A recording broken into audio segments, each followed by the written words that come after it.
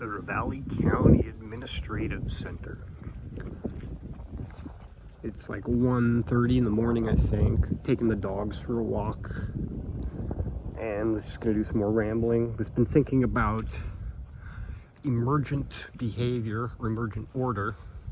So I thought this structure was appropriate for the topic. Got Sammy over there. Lucky's by my side, as usual. So, emergent behavior is, it ties in with a lot of things. Like, the primary example would probably be the formation of geese when they're flying, how they automatically do the V type thing. Or you could even use things like insect colonies, the way they organize. That could also be considered a type of emergent behavior. Or bacteria or microorganisms and the way they interact, and things like how they just did the AlphaFold recently. Come on. With AlphaFold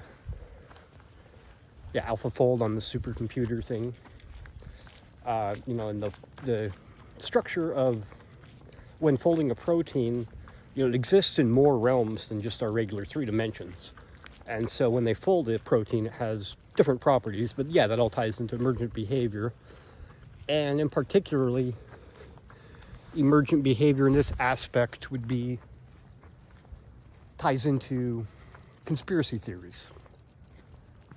And, there's a pretty good logical argument that can be formed through using a lens of the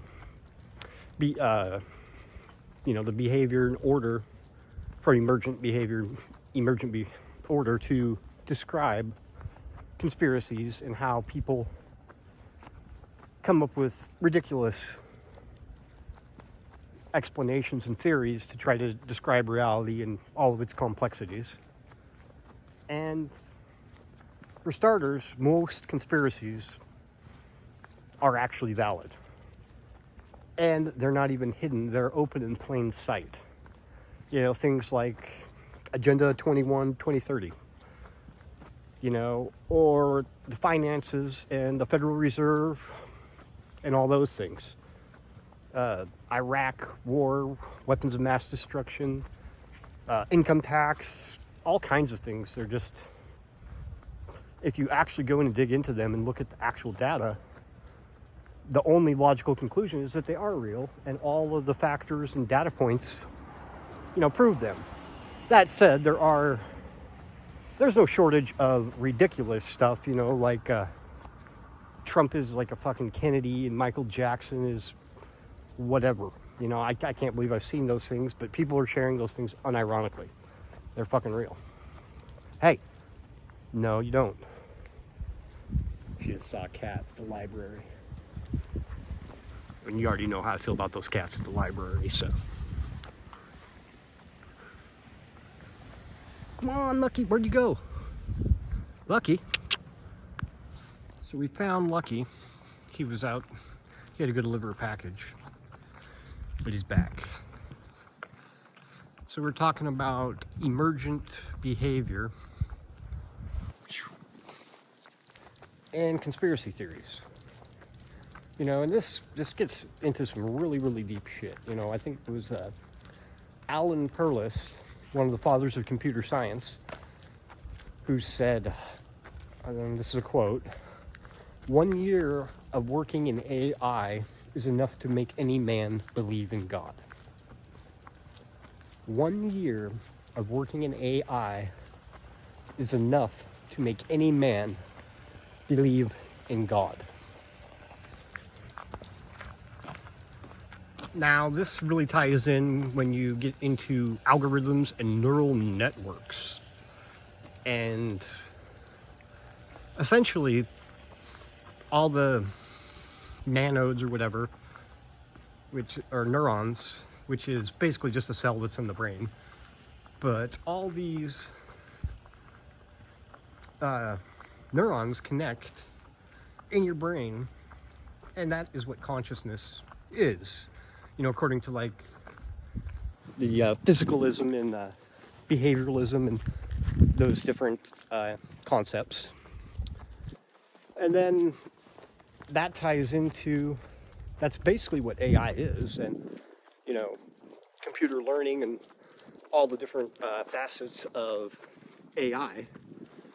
You know, ooh, we actually have a car. Pretty sleepy town tonight. But yeah, so neural networks and AI are simply models of consciousness. You know, and that ties into all these things are just universally connected. It's insane not to see this order. And all science does is simply affirm the order of creation, whatever that is. The guy who invented the helicopter says that the universe is a machine and all machines have a creator. The universe is a machine and all machines have a creator.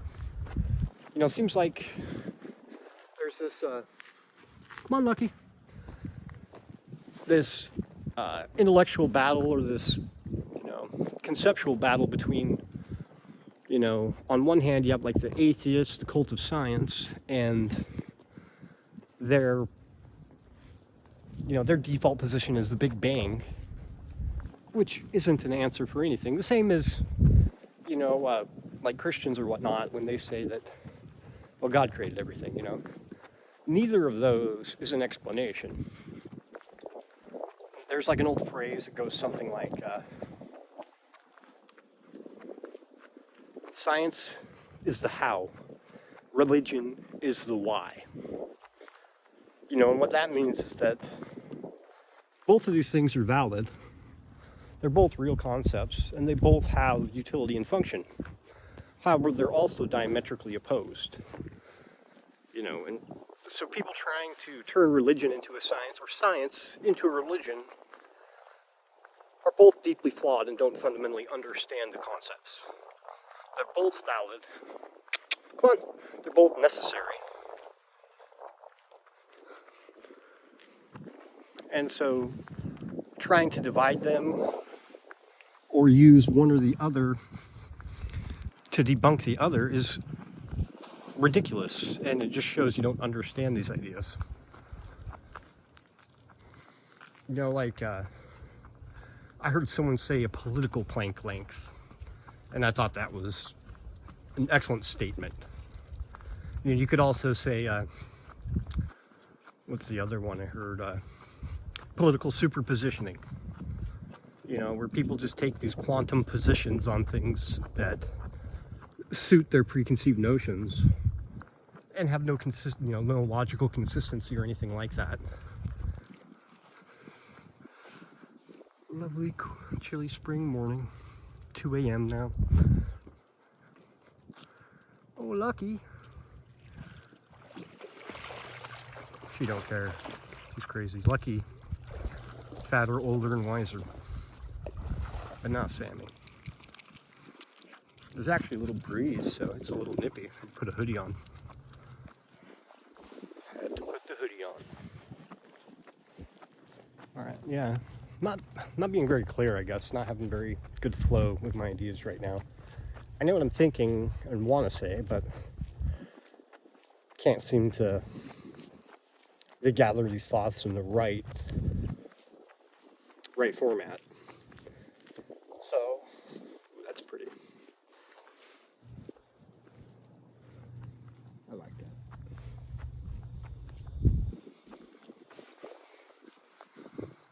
Do you like that, Lucky? Huh?